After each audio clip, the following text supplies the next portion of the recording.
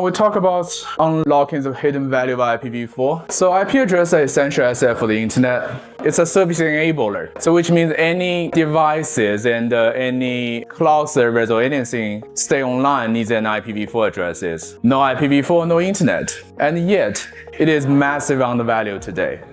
So today I'm going to talk about one thing and one thing only, which is how to unlock its hidden value. So the current value of IPv4 is about 30 cents per month per IP. My company leasing it at this rate. For example, there's average cloud revenue for a cloud server which being enabled by an IPv4 address is about $300 per month, an average cloud server cost.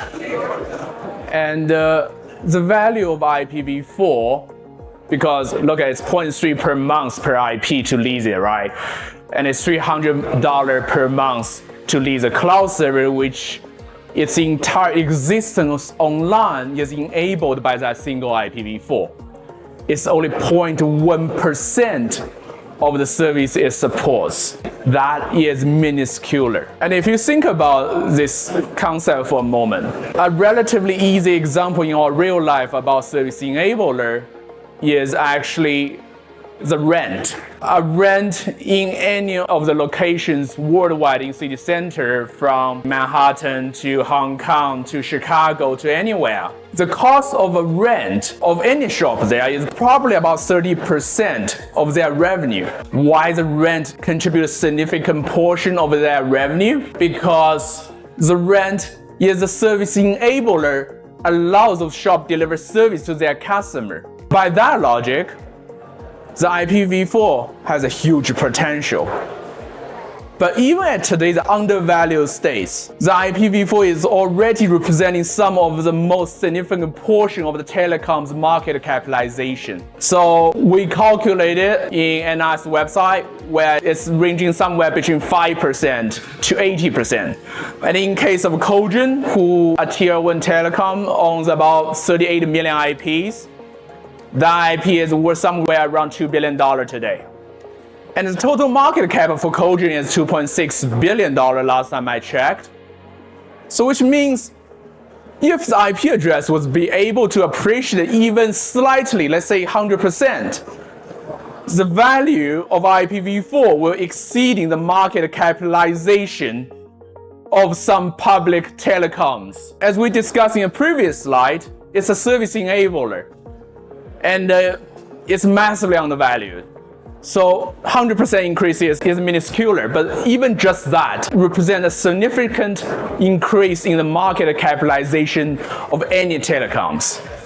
And why IPv4 is undervalued? It's because how the current system of distributing and managing IPv4 being organized. So all the IPv4 is basically provided by what so-called regional internet registries. They run registration database, and what owning IPv4 actually means is you have rights to registration in your database, in a database which II operates. So regional internet registry is a community-based bottom-up organization. There are 5 of them, and the current policy of regional internet registry lack of ownership recognition, and the transfer requires a holding period, which means that a liquid market could not be possible if every time you transfer an IPv4 and you have to hold it for a number of years before you can actually resell it. And then the third, and probably most importantly, is a need test imposed by regional internet registry policies. So in a modern market, you would think that if you put a couple $1 million on the table, you would automatically mean that you need that asset. But with IR policies, they need to come to tell you to check your house, to check your network, and decide if you need it. They need to decide if you're eligible even to spend $1 million you already put on the table. That process is bureaucratic. It took a long time to complete. And just like any bureaucratic process, it's susceptible to corruptions, potential corruptions. But why this policy was like this, right? The regional internet registry are member-based companies. As members are the cloud providers, telecoms, and the ISPs here. Everybody is IPv4 owners. Everybody have IPv4 in their network. Why don't they want to own that very fundamental piece of their business? Why don't they want the appreciation in value of their fundamental asset? Why? The reason being, most of the members of regional internet registry have never really aware the existence of the regional internet registry despite being the vital part of their business. The executives of the company, the board of the company, never even heard about what is regional internet registry. They never cared where the IP came from. The job was left to a NOG engineer somewhere down the train who joined the party in the mailing list and have no actual interest in the finance and operation of their company they work for. Instead, they basically join a club. It's very much like have your gardener or housekeeper join your house association and vote to decide your house doesn't belong to you, but actually belong to the house association. And the house association can decide to sell your house at any time you not obey the policy made by the house association. Why? Because the gardener never had a share in your company in the first place. And they get together and they make a policy, they have friends, circle of friends, they can jump around their friends' companies, and they have zero interest for the actual shareholder interest of the ISPs, telecoms, and cloud providers. And those policies set by the techies, i.e. those gardeners, in the interest to make this house association artificially super powerful. Those power exceeded to be even reasonable as a small private company which located in 5 continents. The regional internet registry at its core are just a small private companies. They are not some super government. But at this point, by the policy of regional internet registries, they can take away IP addresses from some of the largest telecom on the planet Earth. They can destroy an entire nation's internet access by simply altering the registration in their database. It's all possible in their bylaws. That is not right. And those policies not threaten the security of the existence of all the participants on the internet community, but also suppress greatly the value of IPv4 and stop the correct value recognition of the IP addresses. So what we can do to solve the problem? It's simple. The mechanism is there. The regional internet registry are made on the community-based policy framework, which means it's bottom up. And the telecoms, the ISPs, the cloud providers are the communities.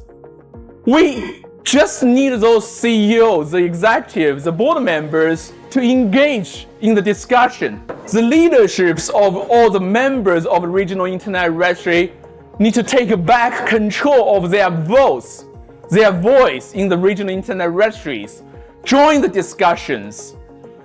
And those decision makers of the company who works closely or themselves being the interest of the company should take decisions what they want as owner of those IPv4s. Do they want house association decide the fate of their own house? Do they want their house value be artificially suppressed? Do they want to unleash the true value of their business? And those questions need to be answered by the executives of ISPs, telecoms, and cloud providers. And once we get the actual decision maker into the game and start to participate in changing policies and vote the board member into regional internet registry, we will have a true opportunity to create market liquidity and awareness for IPv4 addresses. So the reason for the past 30 years, the telecom, the infrastructure sector has been greatly underappreciated in the collective big pie of the internet is because lack of scarcity. The scarcity creates market and create value. We never had real scarcity in our business. We have unlimited bandwidth. We have one after another data centers, submarine cables. We have everything.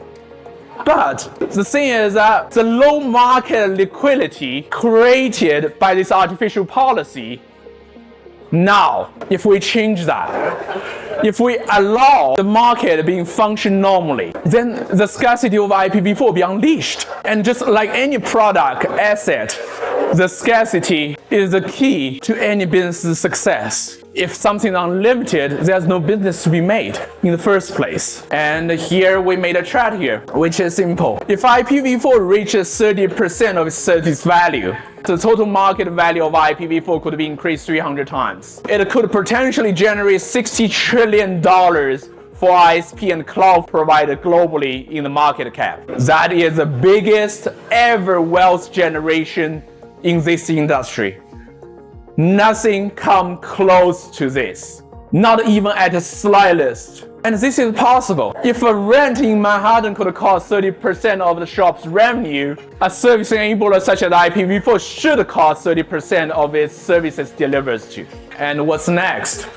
I truly hope today my presentation, and if you watch this video online, share it with your CEOs, share it with your board of directors, share with the decision makers who actually make decisions for the company who own those IPv4s.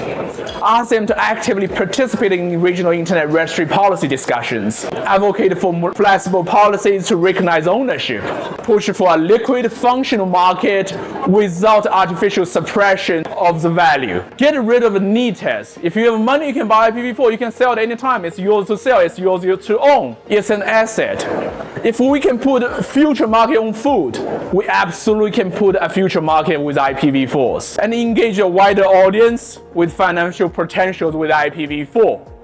We want investment funds. We want even retirement funds coming to it. Treat IPv4 as a real gold replacement instead of cryptocurrencies, which doesn't have underlying real value.